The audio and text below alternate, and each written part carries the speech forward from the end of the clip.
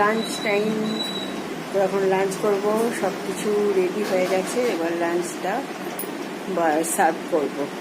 তো দেখ, তো লাঞ্চে সব রেডি করে নিয়েছি। তো আজকে ছিল কলমি শাক, লাউ চিংড়ি আর পেয়ালি মাছের ঝোল। এবার ভাতটা বেড়ে নেব।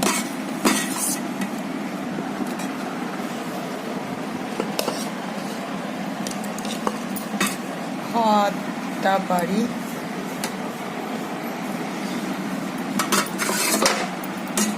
সব রেডি করে নিয়েছি, এবার ভাতটা পারবো আর লাঞ্চ করবো।